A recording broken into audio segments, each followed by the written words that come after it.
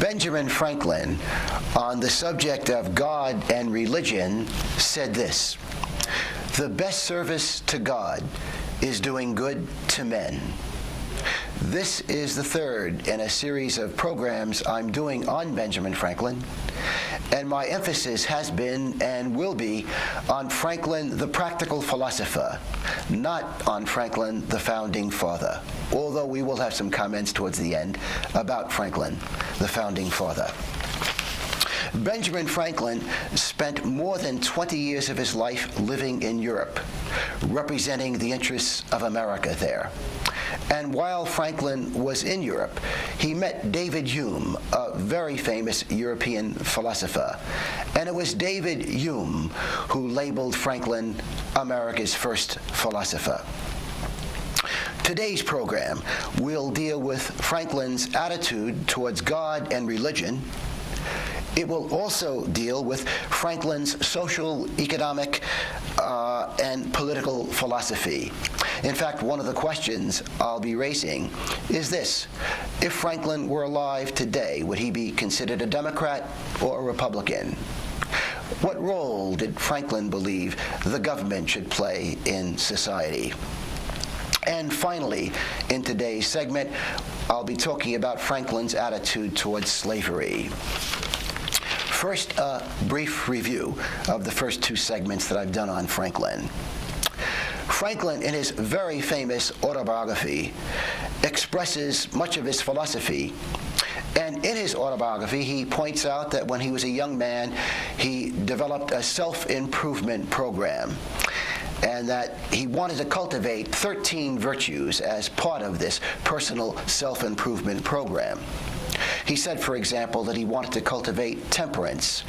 He wanted to exercise moderation in eating, in drinking, and in sex, for example.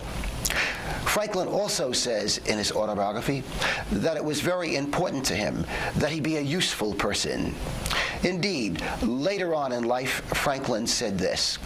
He said that when he died, he hoped that people would say that he had lived a useful life, rather than that he had died rich. Franklin also comments on the problems in cultivating virtue. He points out that he never became as virtuous a person as he wanted to be. And among the problems he points out was this. He said that so often inclination was too strong for reason. That so often inclination was too strong for reason. He might have been alluding to some of his problems with sex. Franklin does point out in his autobiography that as a young man, he had frequent intrigues with low women. Again, that's his expression. And he says that he often worried about contracting some venereal disease. Franklin also says that evil doing hurts us in this life. Indeed, Franklin saw a connection between happiness and virtue. And he said this: It is in everyone's interest to be virtuous, who wishes to be happy, even in this world. Franklin also talks a lot about the art of conversation. Franklin himself was considered to be a charming, interesting conversationalist.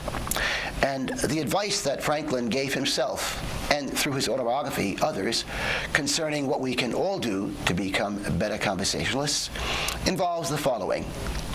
Franklin says we should avoid dogmatism when conversing with other people. Avoid expressions such as "you're wrong" or "that's foolish." Instead, use softer language such as "I think," "it seems to me," "I believe." He also points out that when we are arguing with someone, disagreeing with someone, perhaps about politics, he said that it's very important to realize that when one is arguing with someone, the point, the objective of the argument should not be to prove oneself right, but rather to find out what the truth is. And to do this, he suggests that we make certain that we listen to the other person's viewpoint. Among the other tips that so many other thinkers have given concerning conversation and becoming a better conversationalist are the following. So many thinkers have said that it's important that we not talk too much, and that, as I mentioned before, we should be good listeners. We should avoid nosiness, avoid prying into other people's secrets. And also, it's very important that when we converse with others, that we choose topics that we are mutually interested in. And finally, it's very important in our conversations, if we're going to have successful conversations and informative conversations, that we try to be sincere. Indeed, Thoreau said that man's noblest gift to man is his sincerity. Now for Franklin's attitude towards God and religion. And indeed, much has been written about this. I think the best summary statement of Franklin's attitude he expressed in the following words: "The best service to God is doing good to men. The best service to God is doing good to men." Some basic facts about Franklin's life. He rarely attended church, although he said he did believe in God. And it's also very important to point out that Franklin contributed to the building funds of many churches in Philadelphia. Indeed, he even contributed to the building of a synagogue in Philadelphia. Well, since he wasn't a regular churchgoer, why did he make these contributions? Well, he provides the answer. Franklin said he contributed to the building funds of many religious organizations because he believed that organized religion was good for society. He believed that society would be better off if many people went to church or to synagogue. Indeed, in a letter Franklin wrote to someone, a person who had mocked religion in a newspaper article, Franklin wrote the following, and I think you will find this interesting. He says this: "You yourself may find it easy to live a virtuous life without the assistance afforded by religion. But think how great a proportion of mankind consists of weak and ignorant men and women, and of inexperienced and inconsiderate youth of both sexes, who have need of the motives of religion to restrain them from vice." Franklin, in this context, sounds a lot like Voltaire, very important French philosopher and intellectual. Voltaire, in his writings, said that he wanted his lawyer and tailor and other people with whom he dealt to believe in God. And he said the reason he wanted these people to believe in God is that he said that if they did, he would be less likely to be deceived or robbed by them. Indeed, Voltaire said this, and this is one of the most interesting quotes I've ever come across, especially on the subject of religion. Voltaire wrote the following: "If God did not exist, it would be necessary to invent him." I must point out that Voltaire, like Franklin, did claim that he did believe in God. Franklin was born into a Christian family.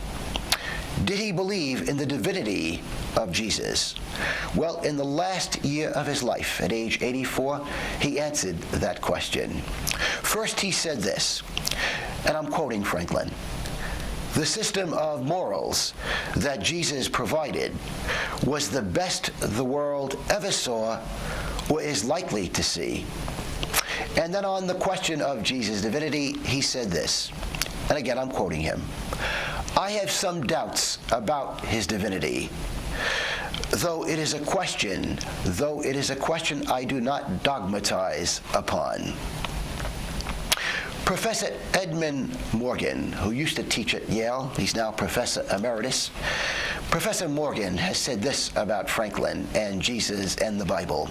And again, I'm quoting Professor Morgan: "Franklin never came to accept the Bible as a divine revelation, or Jesus as the Son of God. Franklin believed that virtuous behavior was more important than belief." Again, Franklin believed that virtuous behavior was more important than belief. Indeed, in a letter he said the following: "I think vital religion has always suffered when orthodoxy is more regarded than virtue. And the scripture assures me that on the last day we will be examined not on what we thought, but what we did, that we did good to our fellow creatures. And then he indicates at the end of this statement that one should check Matthew 26 in the New Testament. Apparently, he believed that Matthew 26 provides proof of what he is saying. Do you agree? Do you agree with Franklin that how we behave is more important than our religious beliefs? And for those who are deep believers in God who are watching this program, let me ask you this question. Do you believe that God will judge us solely on how we behave and not on our religious beliefs? Franklin's approach to religion also reminds me of that of Albert Schweitzer. You might recall that Schweitzer was one of the great humanitarians of the 20th century. He was a European who went to equatorial Africa, where he spent more than 30 years as a medical doctor treating the poorest of the poor. What some people may not know about Albert Schweitzer is that besides having a medical degree, he also had a PhD in philosophy and a PhD in theology. Indeed, as a young man, he had been a Lutheran minister in Germany. Actually in Alsace, which at one time was a part of France, at another time a part of Germany. Schweitzer, in his autobiography, says this about Jesus and dogmatism, and I'm quoting Albert Schweitzer. Nowhere does Jesus demand of his hearers that they sacrifice thinking to believing. Quite the contrary. Schweitzer also says this. He says that ethics, not dogma, is the essence of religion. Here are Schweitzer's own words. The truth that the ethical is the essence of religion is firmly established on the authority of Jesus. And Schweitzer points to the Sermon on the Mount, Matthew 5, as evidence that, again, Jesus believed that ethics, not dogma, is the essence of religion. Schweitzer also added this statement. He said that loving people is much more important than one's religious beliefs. Again, his own words. They serve Christianity better by the strength of their devotion to Jesus' religion of love than by submission to all the articles of faith. In all fairness, I must point out there are many Christian believers who do not accept Schweitzer's evaluation of religion and of Christianity in particular. There are many Christians who do believe that it's not enough to be a good person, that one must also hold certain religious beliefs to achieve salvation. Franklin was an apostle of religious tolerance. Walter Isaacson, in his superb recent biography of Franklin, says the following. He says Franklin wanted a new kind of nation based on religious pluralism. Franklin was a student of history, and being a student of history, he knew about much of the good religions had accomplished, but he also knew about much of the bloodshed that was the result of religious beliefs. Or we might say the result of people not behaving in the way their religions suggested or demanded that they behave. Franklin, for example, was aware of the Crusades. You might recall in the Crusades, Christians killed Muslims, Muslims killed Christians in the attempt of each group to gain control of what we now consider to be the Holy Land. Also, during the Inquisition, the Catholic Church condoned the burning alive of heretics. And of course, Europe in the 16th and 17th centuries suffered from many religious wars. In Germany and France, for example, Catholics killed Protestants, Protestants killed Catholics. And of course, there were many countries that had established churches, countries that had official religions. In Spain, the official religion was the Catholic religion, and in England, the official religion was the Anglican religion. And indeed, in Spain in 1492, Ferdinand and Isabella told the Jewish people living in Spain they had two choices. Either they become Christians or they leave. Again, Franklin was well aware of this. Professor Gary Wills, in his book entitled Under God, says that religious pluralism made the United States unique. Here are Professor Wills' own words. Religious pluralism, more than anything else, made the United States a new thing on earth. And of course, one of the founding fathers who pushed for religious pluralism in America was Benjamin Franklin. Franklin's life raises some important questions. For example, can one be a very spiritual person if one does not participate in organized religion? And also, what does it mean to be a spiritual person? Let me take on both questions and try to stimulate your thinking, and my own as well. Again, what does it mean to be a spiritual person? Well, there's no one single definition I think everyone would agree on. So what I've done is to draw up a composite picture based on what many thinkers in the past have said. So many religious thinkers and philosophers have said that to be a spiritual person involves the process of self-conquest. It means that one should attempt to conquer whatever is negative in oneself. For example, one should try to conquer the anger, envy, greed, egotism in oneself. And also, that becoming a more spiritual person means focusing on becoming a more compassionate, loving person. Gandhi put it well. Gandhi said this: "What matters, after all, is that our capacity for loving ever expands." Also, many of the famous thinkers have said that spirituality involves a certain consciousness. And this consciousness is such that the person who has it tries to focus on a daily basis on the enduring, on the eternal, and not simply the transient. In other words, the spiritually minded person wants perspective. He or she wants to see the forest and not just the trees. Again, wants to see the enduring, the eternal, not simply the transient. Franklin, by all accounts, did consider himself to be a spiritual person, even though he was never a regular churchgoer. And for Franklin, one of the most spiritual activities he could engage in, according to Franklin, was reading. Indeed, Franklin was a self-educated man. He only had about 2 years of formal schooling, but nevertheless became one of the best educated people in America, perhaps the world. And as I indicated, so much of this education came through reading. So again, for Franklin, reading was a spiritual activity, and he preferred to read on a Sunday morning than to go to church. That Franklin believed that he might gain more spiritually from reading than from going to church.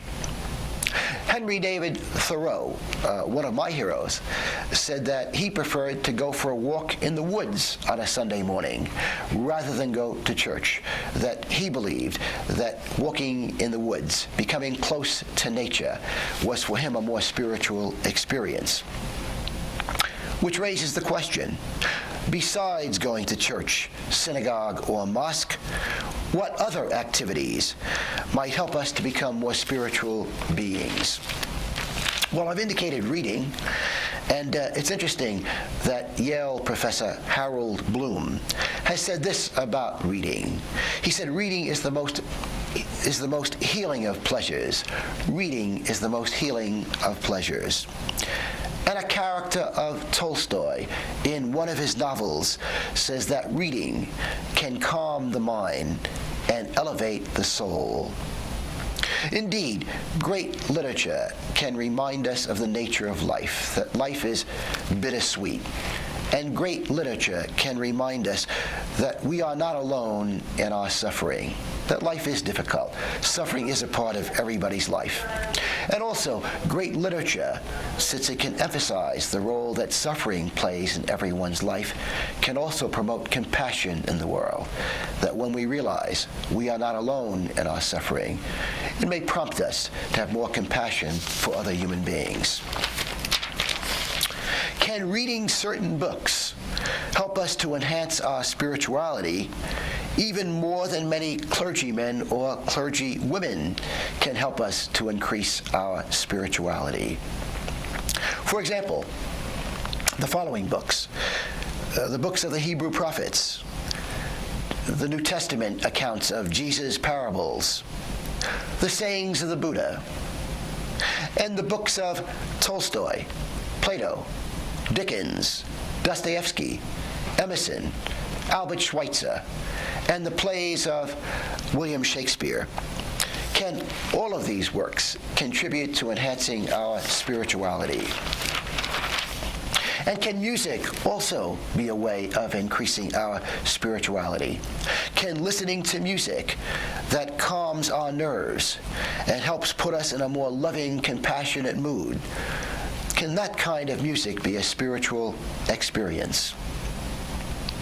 Can service to others be a spiritual experience? Indeed, Franklin said the following: "The best service to God is doing good to men." Can physical exercise be a spiritual experience? I am one who for about 30 years was a regular jogger. I'm no longer able to jog, but I still ride a stationary bike several days a week, and I sometimes think that's a spiritual experience, because when I finish exercising, I find that I'm much calmer and a more loving person. That so often I find that before I exercise, there's some anger in me, but that when I finish exercising, most of the anger, if not all, has been dissipated. So again, I wonder if physical exercise can also dispose us to be more spiritual people, and in fact, in itself, might be considered a spiritual experience. And can silence and solitude not also be spiritual experiences, or can they not involve and promote spiritual experiences? So many of the great thinkers have said that silence and solitude are indispensable to doing our best thinking.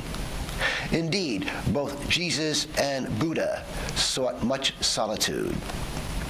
The fact of the matter is that society, television, advertising, for example, can confuse us and corrupt us as to what is really important in life. Emerson said that we need solitude to do our best thinking.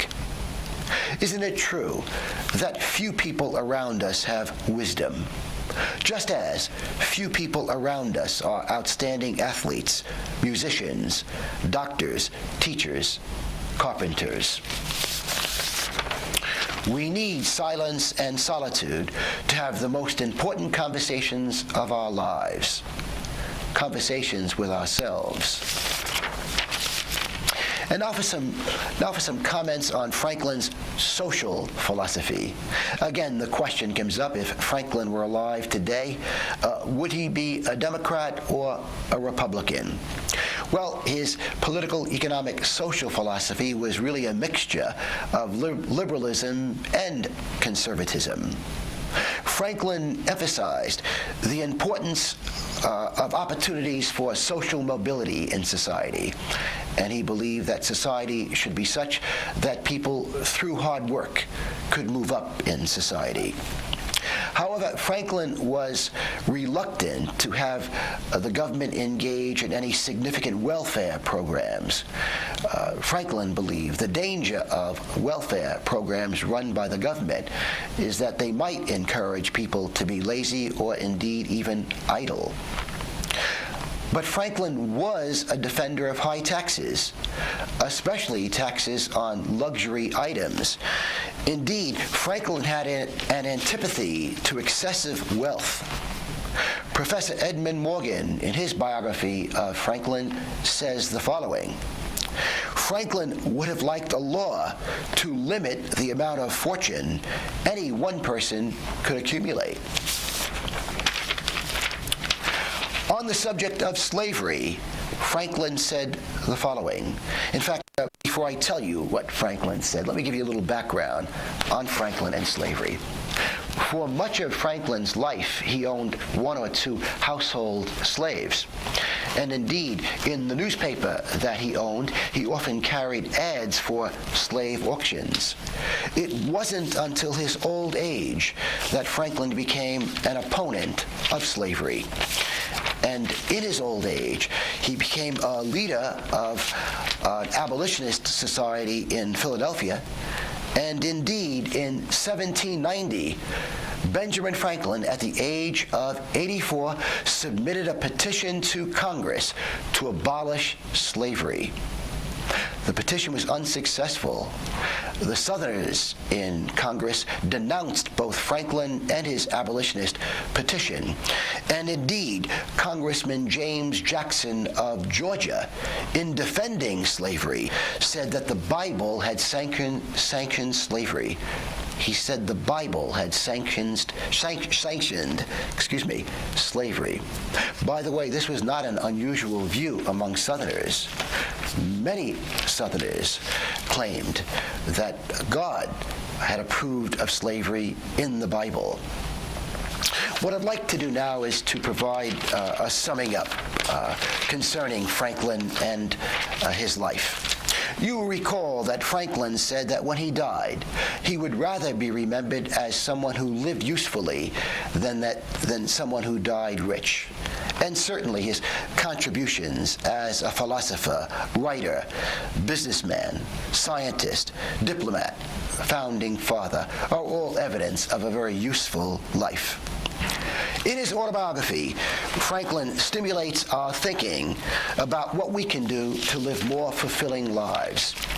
And Franklin, even though he never participated regularly in organized religion, did talk about the connection between happiness and virtue. You recall, Franklin said, and I'm quoting him, "It is in everyone's interest to be virtuous, who wishes to be happy, even in this world." Finally, Henry David Thoreau reminds us that we are all artists. In Walden, Thoreau wrote the following: "To affect the quality of the day, that is the highest of arts.